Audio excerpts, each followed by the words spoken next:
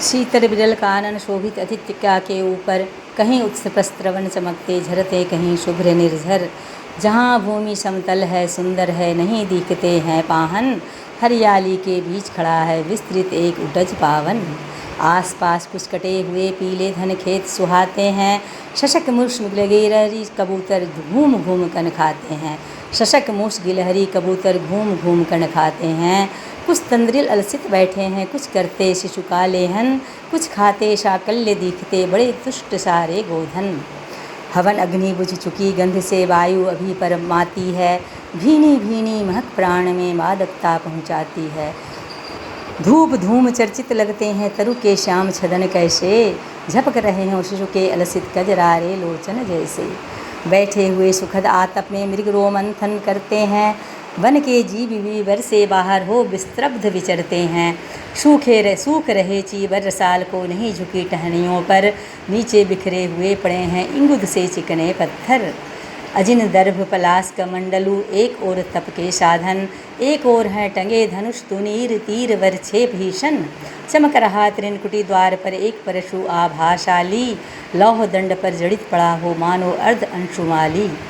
श्रद्धा बढ़ती अर्जुन दर्भ पर परशु देख मन डरता है, युद्ध शिविर या तपोभूमि यह समझ नहीं कुछ पड़ता है। हवन कुंड जिसका यह उसके ही क्या ये धनुष कुठार, जिस मुनि की यह सुरवा उसी की हो कैसे हो सकती है तलवार।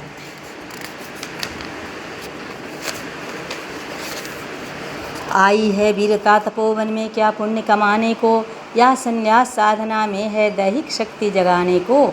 मन से तन का सिद्ध यंत्र अथवा शस्त्रों में पाया है, या कि वीर को योगी से युक्त सीखने आया है। परशु और तप ये दोनों वीरों के ही होते श्रृंगार, परशु और तप ये दोनों वीरों के ही होते श्रृंगार। क्लीब न तो तप ही करता है, न तो उठा सकता तलवार। तप से मनुष्य दिव्य बनता है, षड विकार से लड़ता है, तन की समर भूमि में लेकिन काम खड़ग ही करता है।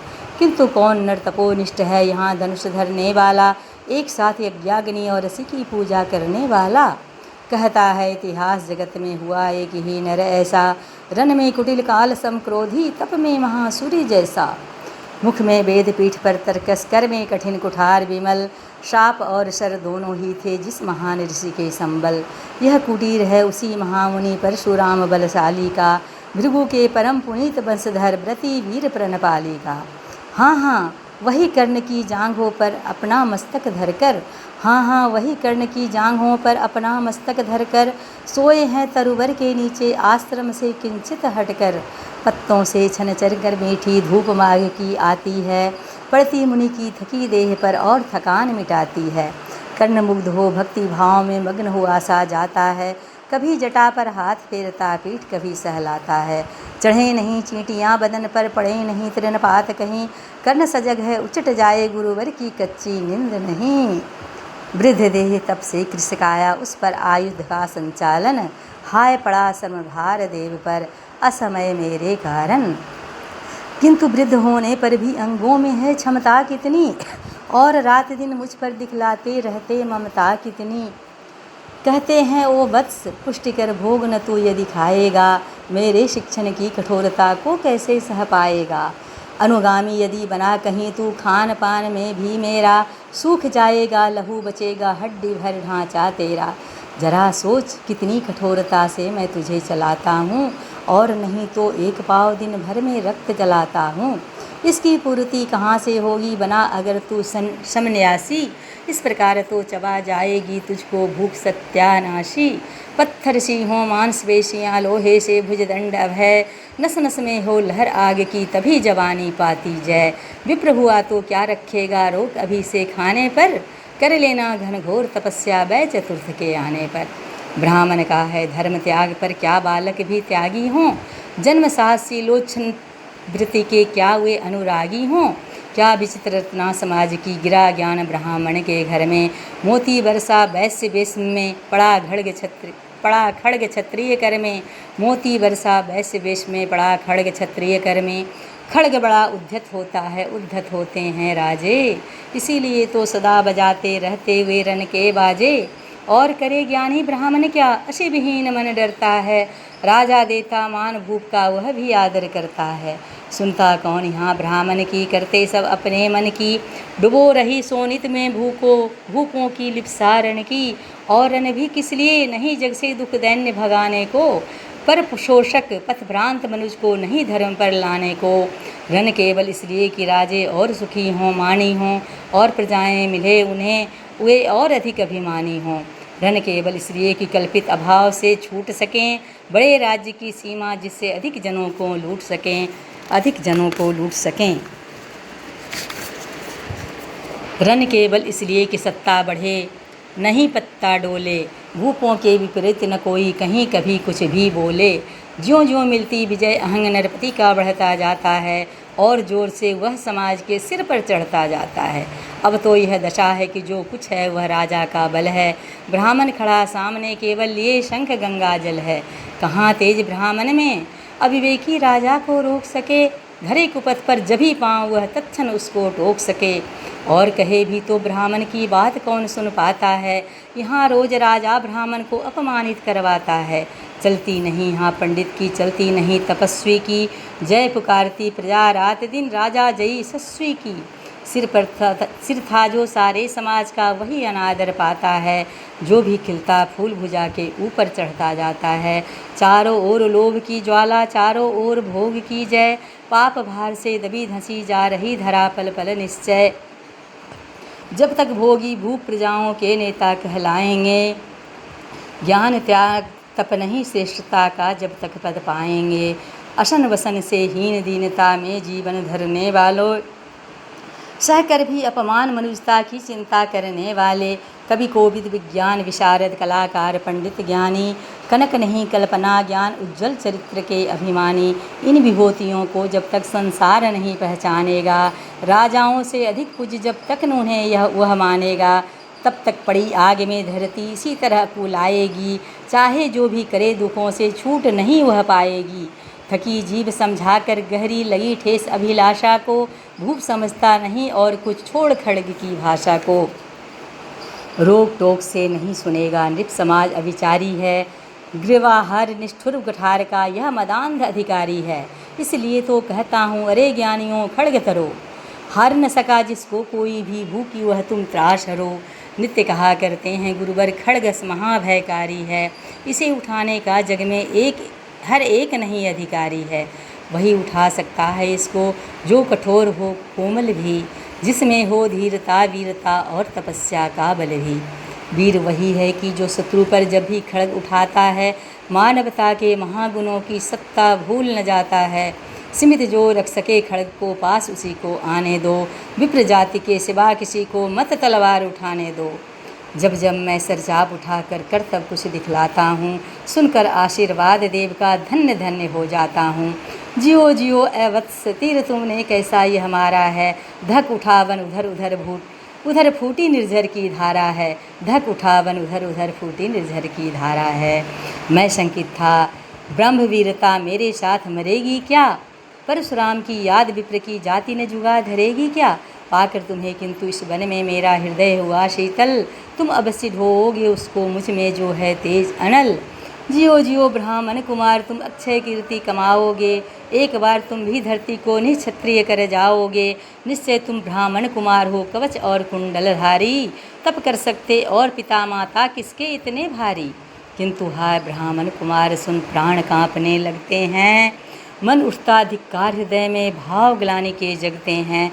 गुरु का प्रेम किसी को भी क्या ऐसे कभी खला होगा, और शिष्य ने कभी किसी गुरु को इस तरह छला होगा, और शिष्य ने कभी किसी गुरु को यूँ छला होगा। पर मेरा क्या दोष सहाय, मैं और दूसरा क्या करता, पी सारा अपमान द्रोण के मैं कैसे पैरों पड़ता।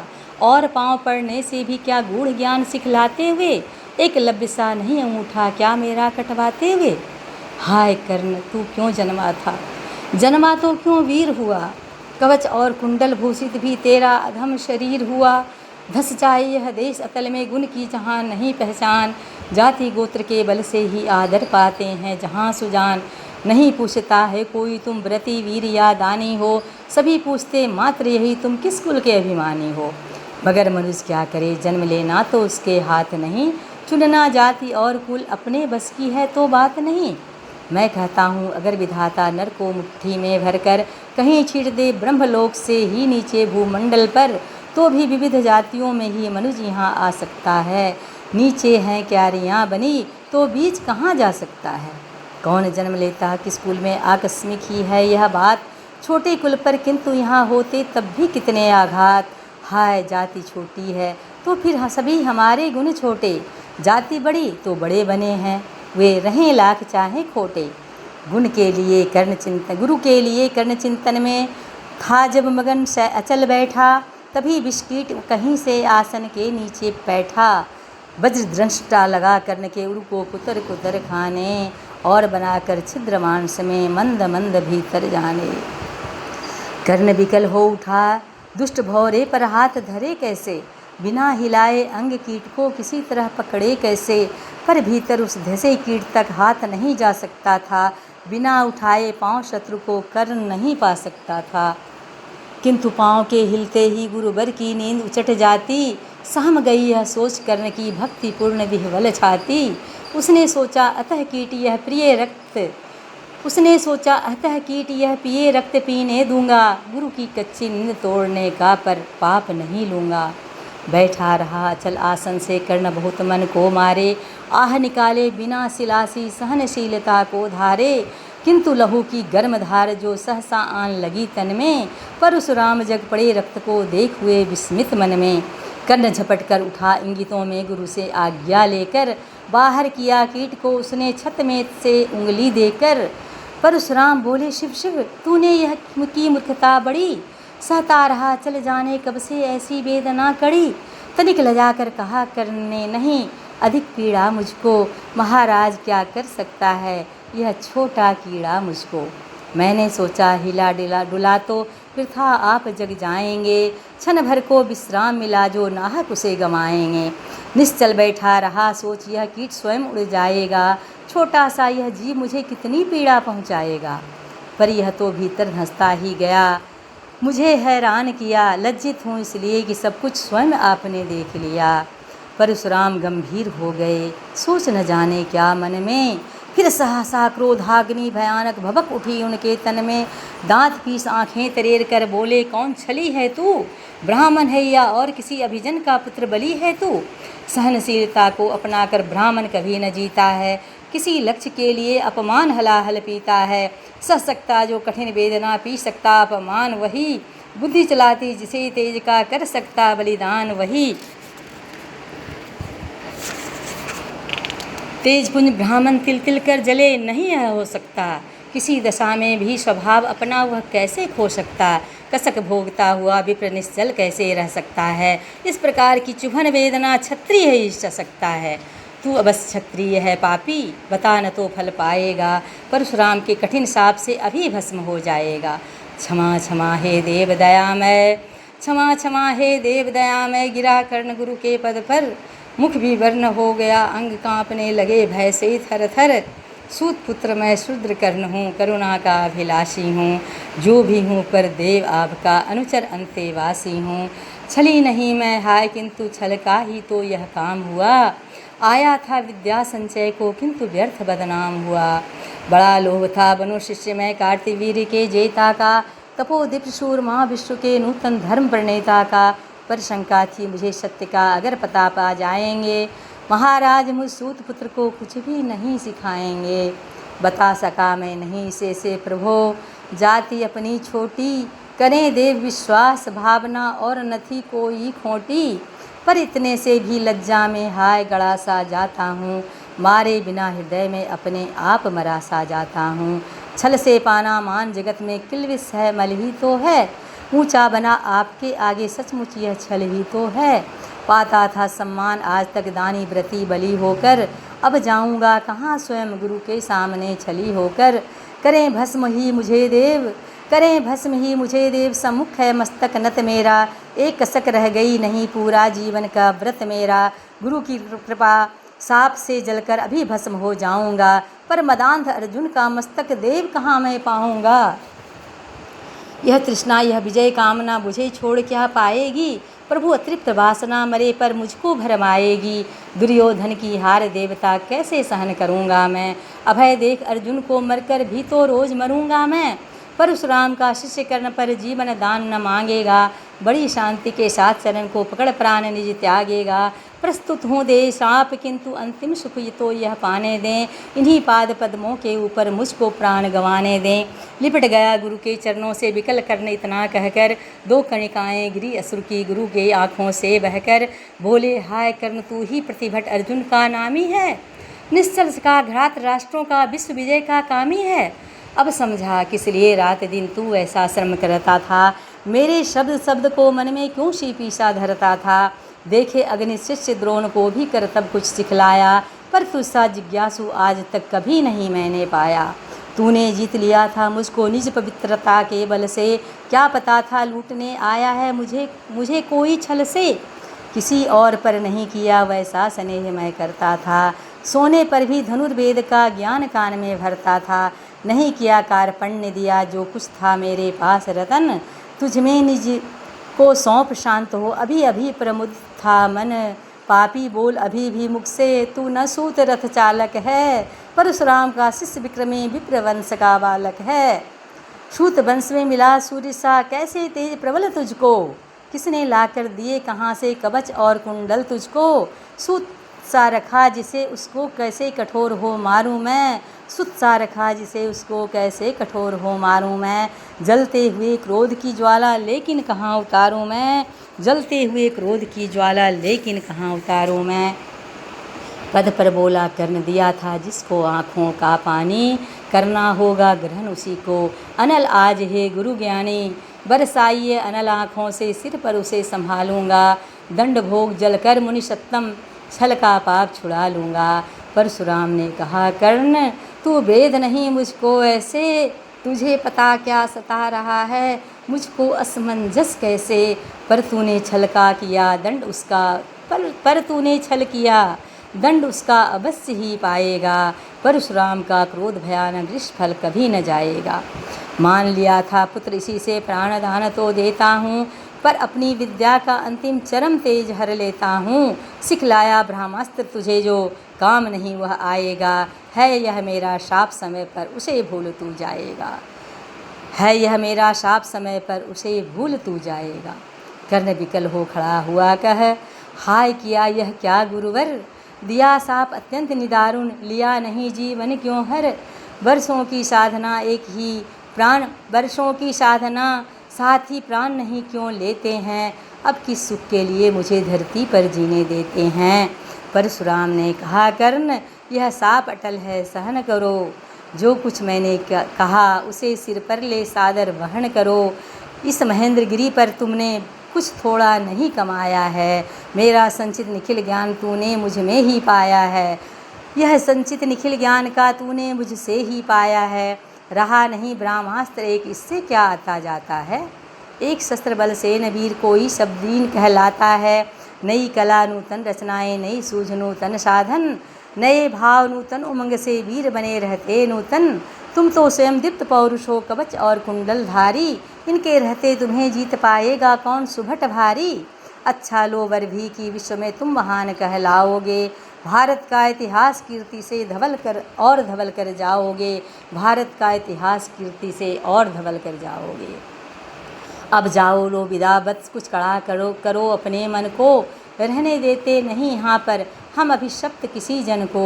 हाय छिन्ना पड़ा मुझी को दिया हुआ अपना ही धन। सोच सोच यह बहुत विकल हो रहा नहीं जाने क्यों मन। व्रत का पर निर्वाह कभी ऐसे भी करना होता है। इस कर से जो दिया उसे उस कर से हरना होता है। अब जाओ तुम कर्ण कृपा करके मुझको निसंग करो। देखो मत यूँ सजल दृष्टि से व्रत मेरा मत भंग करो। आह बुद्धि कहती कि ठीक किया था जो कुछ किया परंतु हृदय मुझसे कर विद्रोह तुम्हारी मना रहा जाने क्यों जय। अनायास गुणशील तुम्हारे मन में उगते आते हैं। भीतर किसी असुर गंगा में मुझको बोर नहलाते हैं। जाओ कर्ण जाओ जाओ कर्ण मुझे बिल्कुल असंग हो जाने दो, बैठ किसी एकांत कुंज में मन को स्वस्थ बनाने दो। भय है तुम्हें निराश देखकर, छाती कहीं न फट जाए, फिरा लूँ अभिशाप पिघल कर वाणी नहीं उलट जाए। इस प्रकार कह परशुराम ने फिरा लिया आनन अपना, जहाँ मिला था वहीं कर्ण का बिखर गया प्यारा सपना। छूकर उनका चरण कर्ण ने अर्घ्य अश्रु का दान किया, और उन्हें जी भर निहार कर मंद मंद प्रस्थान किया। परशुधर के चरण की धूलि लेकर उन्हें अपने हृदय की भक्ति देकर, निराशा से विकल टूटा हुआ सा, किसी गिरि श्रृंग से छूटा हुआ सा, चला खोया हुआ सा कर्ण मन में, कि जैसे चांद चलता हो गहन में, कि जैसे चांद चलता हो गहन में।